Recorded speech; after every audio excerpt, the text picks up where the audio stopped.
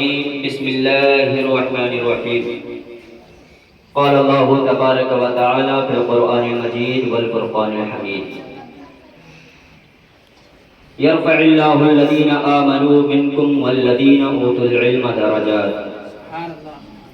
وقال رسول الله صلى الله عليه وسلم في حديثه من يريد الله به خيرا يفقهه في الدين صدق الله العظيم وصدق رسوله النبي الأمين المتين الكريم ونحن على ذلك لمن الشاهدين والشاكرين والحمد لله رب العالمين۔ علم و ہنر سے پاتی ہے انسانیت فروغ، علم و ہنر سے پاتی ہے انسانیت فروغ، انسان زندہ لاش ہے تعلیم کے بغیر، انسان زندہ لاش ہے تعلیم کے بغیر، ہے داغ دل ان کے رخ سے روشن چراغ لے کر میں کیا کروں گا، ہے داغ دل ان کے رخ سے روشن چراغ لے کر میں کیا کروں گا، جنون عشق نبی سلامت دماغ لے کر میں کیا کروں گا، جنون عشق نبی سلامت دماغ لے کر میں کیا کروں گا، اور تنم فرسودہ جا پارا زہجراں یا رسول اللہ، دلم پزمردہ آوارہ زعسیاں یا رسول اللہ۔ حضرات محترم، ابھی میں نے جس آیت کو اور جس حدیث کو اپنا موضوع سخن بنایا، اس پر آپ لوگوں کے سامنے کچھ عرض کرنے سے پہلے میں بہتر سمجھتا ہوں کہ ہم اور آپ اپنی اپنی غلامی کا ثبوت دیتے ہوئے آقائے نعمت نبی رحمت احمد مجتبیٰ محمد مصطفیٰ صلی اللہ علیہ وآلہ وسلم کے بارگاہ گہربار میں ایک مرتبہ عقیدت کے ساتھ درود پاک پڑھ لیں۔ اللہ رب محمد صلی اللہ علیہ وسلم نحن عباد محمد صلی اللہ علیہ وسلم صلاۃ و سلام علیک یا رسول اللہ صلی اللہ تعالی علیہ وآلہ وسلم۔ میں نے جس آیت کو پڑھا، اللہ تعالیٰ ارشاد فرماتا ہے یرفع اللہ الذین آمنوا منکم والذین اوتوا العلم درجات، وہ جنہوں نے علم حاصل کیا اللہ تبارک و تعالیٰ ان کے درجوں کو بلند فرما دیتا ہے۔ جس حدیث کی میں نے تلاوت کی، اللہ کے رسول صلی اللہ علیہ وسلم نے ارشاد فرمایا من یرید اللہ بہ خیرا یفقہہ فی الدین، کہ اللہ تبارک و تعالیٰ جس سے بھلائی کا ارادہ فرماتا ہے اسے دین کی سمجھ دے دیتا ہے اور دین کا فقیہ بنا دیتا ہے۔ حضرات، اسی آیات اور اسی حدیث کی روشنی میں اپنی گفتگو کو چند منٹ کے لیے آپ لوگوں کے سامنے کرتا ہوں، اور وہ یہ کہ ہم کو اور آپ کو، گویا کہ تمام بنی نوع انسان کو اور بالخصوص مسلمانوں کو کس قدر تعلیم سے قریب رہنے کی اور تعلیم یافتہ ہونے کا حکم دیا گیا۔ قرآن مقدس کی سب سے پہلی آیت کریمہ جب نازل ہوئی، حضور پاک صلی اللہ علیہ وسلم پر سب سے پہلی آیت جب نازل ہوئی تو اس آیت کا پیغام جو تھا وہ یہی پیغام تھا کہ اے محبوب آپ اٹھیے اور تمام بنی نوع انسان کو بالخصوص مسلمانوں کو یہ حکم دے دیجئے کہ اقرأ باسم ربک الذی خلق، یعنی اے لوگوں، اے مسلمانوں، تم تعلیم حاصل کرو اور پڑھو، تم تعلیم حاصل کرو اور پڑھو۔ ہم اور آپ مسلمان ہیں، اسلام ہماری پہچان ہے،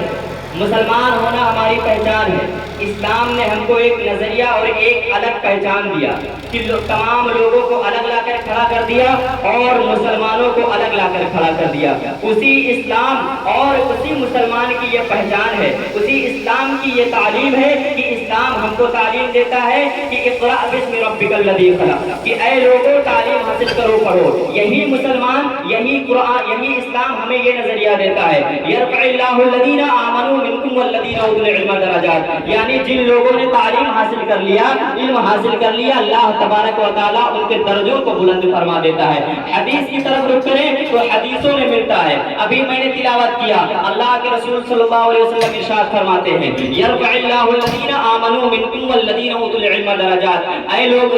اللہ کے رسول صلی اللہ علیہ وسلم ارشاد فرماتے ہیں من یرید اللہ بہ خیرا یفقہہ فی الدین، کہ اللہ تبارک و تعالیٰ جس سے بھلائی کا ارادہ فرماتا ہے اسے دین کا عالم اور دین کا فقیہ بنا دیتا ہے۔ چاہے جو ہے اطلب العلم ولو کان بالسین کا خطاب ہو، چاہے اطلب العلم من المہد الى اللحد کا خطاب ہو، چاہے طلب العلم فریضۃ علی کل مسلم و مسلمہ کا خطاب ہو، سارے کے سارے خطاب، سارے کی ساری آیات آیاتیں اور ساری کی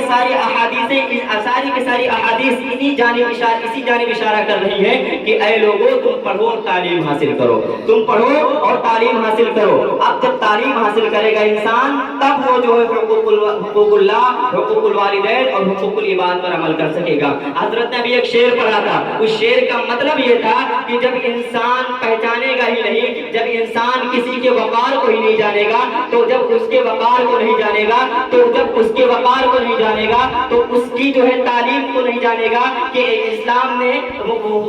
نے جو ہے والدین کے تعلق سے کیا حقوق بتائے ہیں، اللہ کے تعلق سے کیا حقوق بتائے ہیں، اور حقوق العباد کے تعلق سے کیا حقوق بتائے ہیں۔ تو انسان جو ہے تمام طریقے سے ان چیزوں سے بہرور نہیں ہو پائے گا، اور جو ہے اپنے آپ کو، اپنی پہچان، اپنے آپ کو اور اپنے فریضے کو پہچان نہیں پائے گا۔ جب انسان تعلیم حاصل کرے گا تو حقوق اللہ پر بھی عمل کرے گا، یعنی جیسے اس کی عبدیت کا حکم ہے، جیسے انسان کو رہنے کا حکم ہے، اس طریقے سے وہ رہنے کی بھی کوشش کرے گا۔ جب وہ یہ پہچان لے گا کہ حقوق الوالدین کیا ہے، جب ماں باپ کے حق کو پہچان لے گا، ماں باپ کے حقوق کو پہچان لے گا، تب وہ ماں باپ کا کہنا مانے گا اور فرما بردار ہوگا۔ آج ہمارے ماں باپ اور لوگوں کے ماں باپ یہ کہتے نظر آتے ہیں کہ کیا کریں، ہمارا بچہ جو ہے ہمارا کہنا نہیں مانتا ہے، یہ جو ہمارا کہنا نہیں مانتا ہے، یہ جو ہوتا ہے، یہ نظریہ جو ہے یہ اس وجہ سے ہے کہ انسانوں میں ہے، لوگوں میں جو ہے وہ دین سے بیزاری اور تعلیم سے بہت دوری ہے۔ اگر انسان تعلیم سے قریب ہو جائے، دین سے قریب ہو جائے، تو ایک قول میں نے پڑھا تھا اور میں نے سنا تھا کہ آپ اپنے بچوں کو، اپنی بچیوں کو دین اور مدرسوں کے حوالے کر دو، مدرسہ اور دین آپ کے بچوں کو آپ کے حوالے کر دے گا۔ یعنی جب آپ کا بچہ آپ کے جو ہے عزت کو پہچانے گا، آپ کے وقار کو جانے گا، تو آپ کی عزت بھی کرے گا اور آپ کا کہنا بھی مانے گا۔ میں اپنی گفتگو کو انہی جملوں کے ساتھ ختم کرتا ہوں کیونکہ وقت بہت کم ہے۔ وما علینا الا البلاغ۔ السلام علیکم۔